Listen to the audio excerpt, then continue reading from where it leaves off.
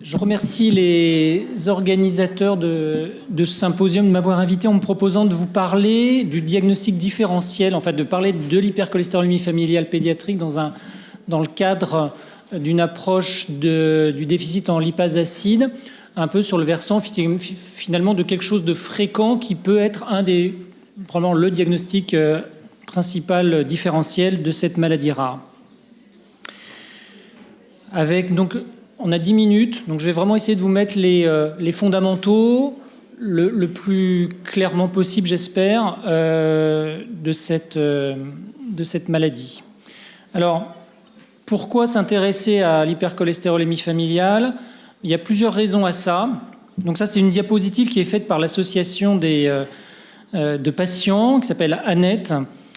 On a une maladie qui est la maladie génétique traitable la plus fréquente. Une personne sur 300. Donc ça, ce sont des chiffres qui sont pas tout récents, mais relativement récents quand même en termes de fréquence de maladie, ce qui représente en France à peu près 250 000 personnes, dont 50 000 enfants. Donc une maladie génétique qui existe dès la naissance, enfin même avant en fait, mais en tout cas que paradoxalement, les pédiatres connaissent pas très bien parce que c'est asymptomatique et qu'il n'y a pas de complications dans la très très grande majorité des cas durant l'âge pédiatrique, mais que même les cardiologues connaissent pas très bien non plus, ce qui est plus étonnant. Et donc 50 000 enfants, et en France, 95% des enfants concernés ne savent pas, des familles ne savent pas que les enfants sont touchés parce qu'on n'a pas de dépistage en fait de cette maladie. Si on prend, donc c'est une maladie qui est fréquente, qui augmente le risque cardiovasculaire de 10 à 15 fois à peu près, avec surtout en fait la survenue d'accidents de manière précoce, c'est-à-dire 20 ans plus tôt que les hypercholestérolémies qui sont plus fréquentes, polygéniques, qu'on voit chez l'adulte. Donc, quand on dit précoce, c'est avant 50 ans. Quand on prend le registre national français, les premiers accidents surviennent plutôt autour de 40 ans d'ailleurs. Donc, 55 ans chez l'homme et 60 ans chez la femme. Avant, c'est la définition des accidents cardiovasculaires précoces. Et donc, en France, moins de 10%, si on inclut les adultes, moins de 10% des gens atteints savent qu'ils ont ce problème-là. Donc, c'est un surcoût de santé qui est important aussi. Alors, en fait, on a deux maladies. Ça fait partie de ces maladies autosomiques dominantes. Et donc, on a la forme homozygote, donc je vais évoquer, mais dont je vais très peu parler ici, donc, qui est estimée jusqu'à une personne sur 1 million, jusqu'à aussi assez récemment. Et en fait, on se rend compte que c'est beaucoup plus fréquent que ça. C'est plutôt autour d'une personne sur 300 000, donc une maladie rare, avec donc des choses qui sont bien connu chez l'adulte, donc des dépôts vasculaires, cardiovasculaires de cholestérol qui vont induire soit des souffles vasculaires principalement carotidiens, soit au niveau cardiaque une atteinte un peu spécifique valvulaire qui est un rétrécissement aortique, donc un souffle de RA. Ces formes... Alors ça, les mêmes symptômes existent aussi chez l'hétérozygote, mais qu'à l'âge adulte. Alors que là, on a vraiment des formes qui apparaissent dès l'enfance. Là, vous avez une photo à gauche, une petite qui était passée à Lyon, qui avait 6 ans, avec des xanthomes cutanés. Il y a des xanthomes tendineux qui se palpent plus qu'ils ne se voient. Donc là, c'est ce qu'on a indiqué ici. Et puis ces arcs cornéens. Donc là, c'est un jeune garçon d'origine turque, là, qui devait avoir une douzaine d'années, et qui a déjà un arc cornéen. Donc ce sont des choses qu'on doit aller chercher. Donc l'exantélasma sur les paupières, l'arc cornéen au niveau ophtalmique, les dépôts tendineux et cutanés ailleurs. Et donc le traitement de référence de la forme homozygote, c'est l'équivalent d'une dialyse, c'est une LDL-aphérèse, donc une fois tous les 15 jours sur plusieurs heures. Donc c'est un traitement contraignant avec très peu de centres en France.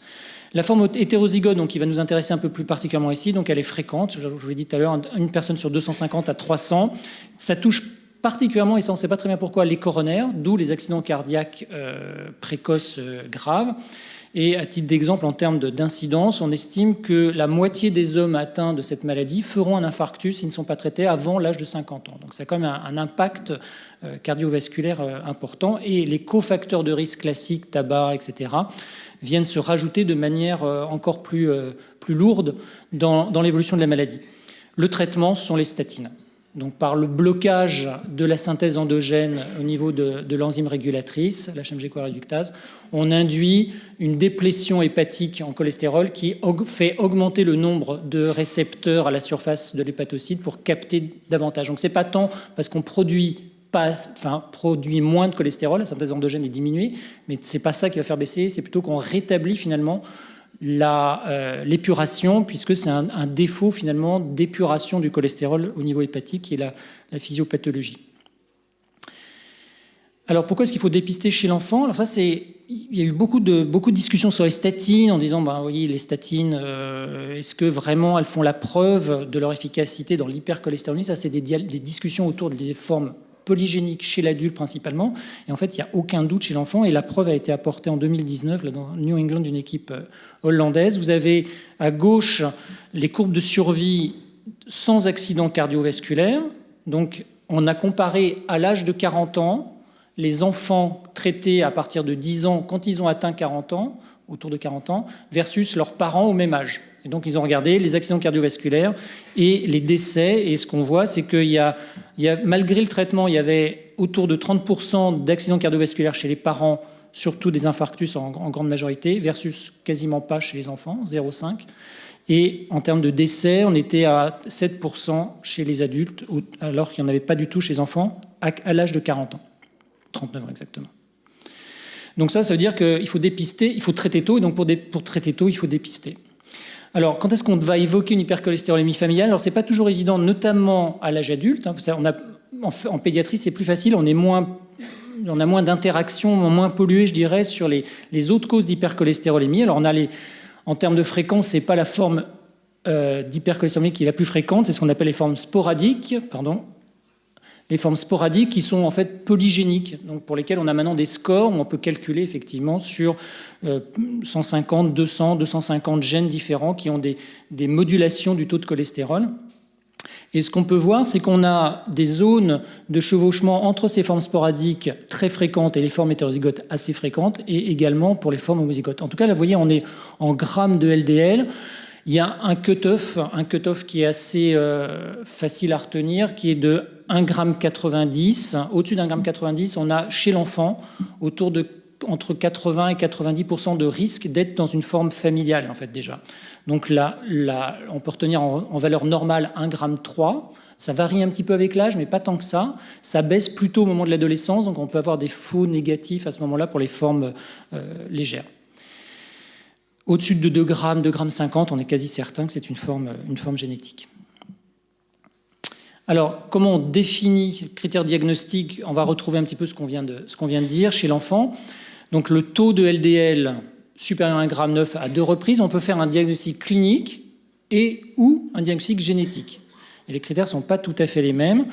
Quand on a un LDL supérieur à 1,6 g à 2 reprises avec des antécédents cardiovasculaires familiaux chez les parents évocateurs, donc la forme sous-entendue, la forme dominante, avec des accidents cardiovasculaires précoces encore. C'est vraiment cette précocité. Pourquoi ça arrive 20 ans plus tôt? Parce que ça commence 20 ans plus tôt, en fait. En fait, on traitait à 18 ans jusqu'à il y a pas si longtemps que ça, il y a 20 à 25 ans, parce que finalement, dès la naissance, il y a cette exposition au cholestérol trop élevé, et donc on a 20 ans, comme pour le tabac, on a 20 ans d'exposition et de poids en fait d'hypercholestérolémie. 1,35 g, donc ça c'est quand même bas. Le 1,6 g, ça représente le 99e percentile à peu près. Ça varie encore un peu avec l'âge, mais en gros c'est ça.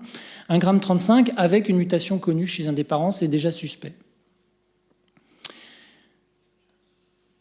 Alors, les formes secondaires, pas très fréquentes chez l'enfant. Et généralement, on est dans des tableaux où on a plutôt la maladie qui parle habituellement devant.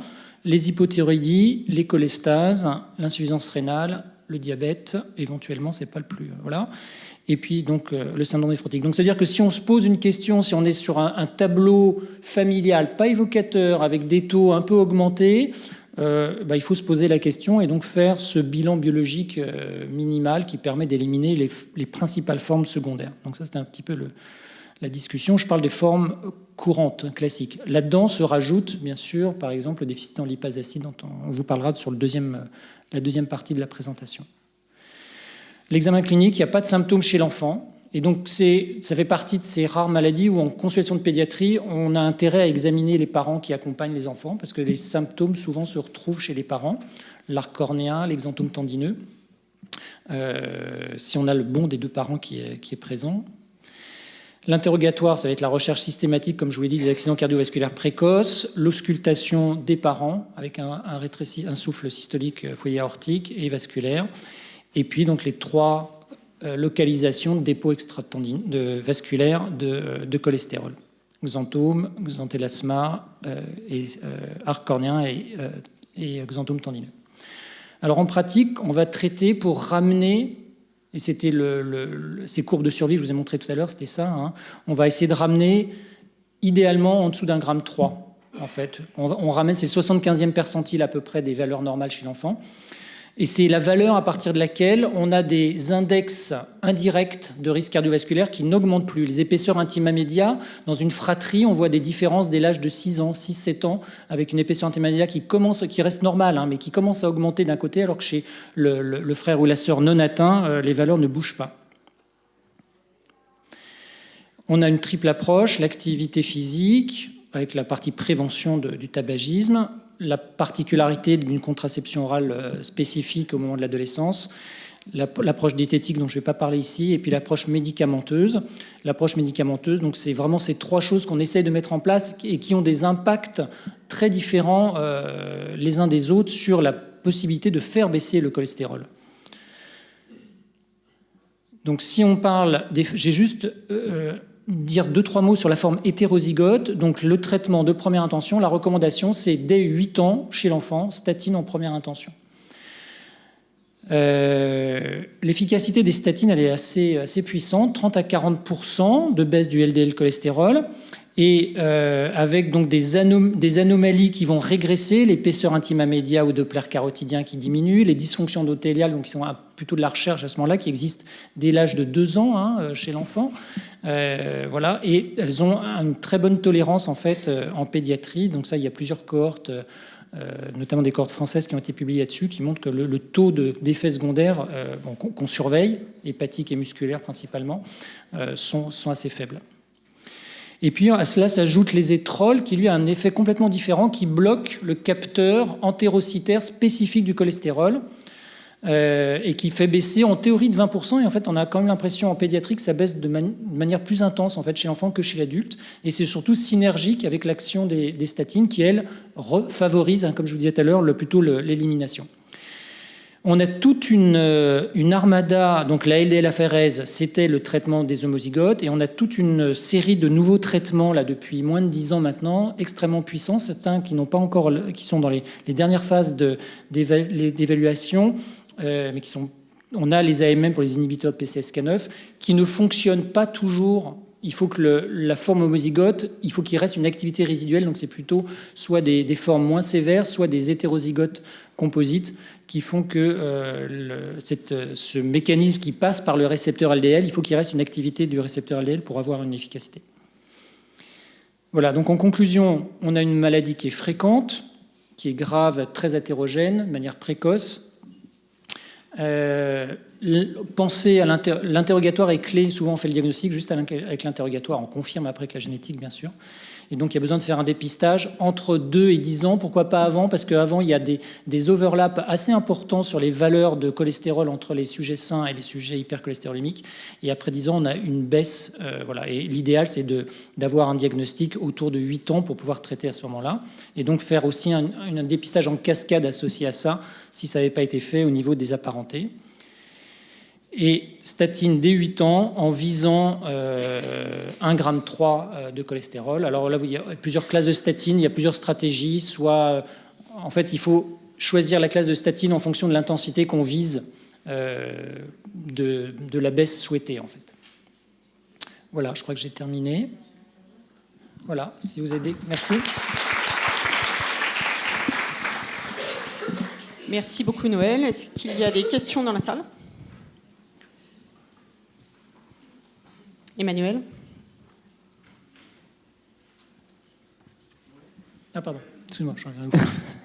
Est-ce qu'il y a un intérêt pour la surveillance échographique vasculaire en pratique clinique? Alors, il y a pas de recall. Nous, on le fait tous les 2 ans. On fait un Doppler carotidien plus pour un suivi, parce qu'il y a un registre national qui s'appelle Refercol, dans lequel il y a eu 9000 patients, je crois maintenant inclus, avec plusieurs centaines d'enfants. Et c'est plus dans cette optique-là. Et alors, pour les homozygotes, oui, il faut le faire. Clairement, il faut faire des épreuves d'effort aussi, quand ils deviennent ados, etc. Mais il n'y a pas de recours là-dessus chez l'enfant. Mais les gros centres, je pense qu'ils ont intérêt à le faire un peu régulièrement pour avoir l'habitude de l'utiliser. Là, des fois, ça permet aussi d'avoir un argument de discussion, soit pour rassurer, soit au contraire pour dire inciter au traitement. Prendre. Ouais, exactement. Ouais. Est-ce qu'il y a un recul nécessaire par rapport à l'utilisation des statines en termes d'efficacité, mais aussi en termes d'effets secondaires? Alors, on a entre 25 et 30 ans de recul. C'est pas... Voilà, alors après, on a les études chez l'adulte. Dans les effets à long terme des statines, il y a cette augmentation de diabète qui est décrite, mais qui est une augmentation par rapport à la population générale qui est très faible en termes de risque, de pourcentage de risque par rapport au risque cardiovasculaire. Donc voilà, il faut en parler, il faut que les gens soient au courant de ça. Mais bon, après, à l'hôpital, on a un biais de recrutement, c'est-à-dire viennent ceux qui veulent se faire traiter. Moi, ça m'est arrivé une fois d'avoir une famille qui refuse, alors que je les avais revu, qui refuse le traitement. Généralement, ils adhèrent au traitement. Mais en France, encore une fois, il y en a, si on prend le registre national, il y en a un tiers qui devraient avoir un traitement qui ne sont pas traités, même dans le registre. Mais on voit bien, ils ont eu une visite et après ils disparaissent, ils ne reviennent plus. Donc c'est les gens qui ont peur par rapport aux statines, je pense. Ouais. Est-ce qu'il faut traiter les formes sporadiques? Alors, les recos, c'est de ne pas traiter. Les recos internationales, enfin, c'est pas de ne pas traiter, c'est faut traiter la forme familiale. Les autres, en gros, on ne sait pas. En pratique, des formes sporadiques qui sont à 2,5 g, par exemple, de LDL, avec un score polygénique très positif, moi, je les traite.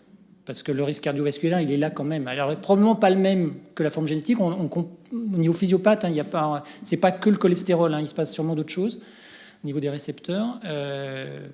L'autre question, par exemple, c'est les diabétiques de type 1. En théorie, ça ne fait pas monter le LDL, le diabète.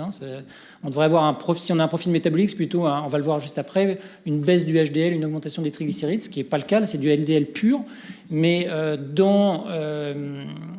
dans les formes de diabète de type 1 chez l'enfant, on voit quand même, je reçois en consultation assez régulièrement qui sont génétiquement négatifs et avec des LDL augmentés, plus le diabète, on les traite quand même. Parce que ça fait vraiment beaucoup de facteurs de risque cardiovasculaire ajoutés, quoi. Voilà. Oui, quand tu dis, Noël, dépistage entre 2 et 10 ans, quand l'enfant est dépisté à 2 ans, on peut commencer les statines officiellement à partir de 8 ans. Entre 2 et 8 ans, qu'est-ce que tu proposes? Alors, c'est une période assez anxiogène pour les parents. On sait que le régime ne marche pas très bien. Oui. Alors, il y a l'aspect diététique, prévention hygiéno-diététique qui fait partie quand même des choses qu'on peut mettre en place facilement sur ces âges-là, de toute façon. Bon, il y a le Questran qui fonctionne, qui fait baisser de 10 à 20%, mais qui est très mauvais, voilà, qu'on n'utilise plus en pratique. Par contre, les statines, on va les commencer, ça arrive de les commencer beaucoup plus tôt. Des familles où il y a eu des accès, le père a fait l'infarctus à 28 ans, on commence les statines. Enfin, moi, ça m'arrive de commencer les statines avant 8 ans. C'est ça, sur les formes sévères, tu commences plus tôt. Est-ce que tu es très obsessionnel sur le régime? Non, je suis à pas part obsessionnel. les règles hygiéno-diététiques. Sur le régime? Parce que Non. C'est quand même essentiellement les statines, non? Faut pas que je dise ça parce qu'il y a une diététicienne dans la salle. Le régime ne sert pas à grand-chose. C'est ça, si j'ai bien retenu, c'est 5% de la variation du cholestérol qui est due à 5 à 10%. Oui, c'est ça. Je ne l'ai pas dit tout à l'heure, j'aurais dû le souligner. On parle de 30 à 40% pour les statines, 20-30% pour les étrols, et on est à maximum 10% pour la... Si vous faites ça c'est bon à savoir aussi, ce qui nous intéresse c'est le LDL, on peut faire une prise non à jeun. Le LDL il bouge quasiment pas en fait, à jeun, pas à jeun, c'est la même chose. Les triglycérides vont bouger beaucoup. Donc ça en pratique, même si la personne a pris son petit déjeuner, on peut quand même faire le bilan lipidique. Mais non. L'important c'est qu'il y ait un apport suffisant. On ne va pas restreindre les graisses par exemple, il faut qu'il y ait une croissance normale et plutôt en fait on les amène à être sur un régime équilibré en fait. Sans réduction calorique surtout. Voilà. Hygiéno-diététique. C'est pas? En fait, les parents sont stressés. Oui. Ils le savent quand on leur met le régime. Ils sont Oui, tout à fait. Non, on les rassure plutôt là-dessus. Voilà. Donc les diététiciens interviennent plutôt pour avoir une alimentation équilibrée, en fait. Voilà. Mais il n'y a pas de restriction. Vous allez voir, il y a des recos qui est où on réduit les apports lipidiques. Alors les graisses saturées, les choses comme voilà ça, mais ça fait partie de l'équilibre en fait. Mais il n'y aura pas de régime hypolipidique. Merci.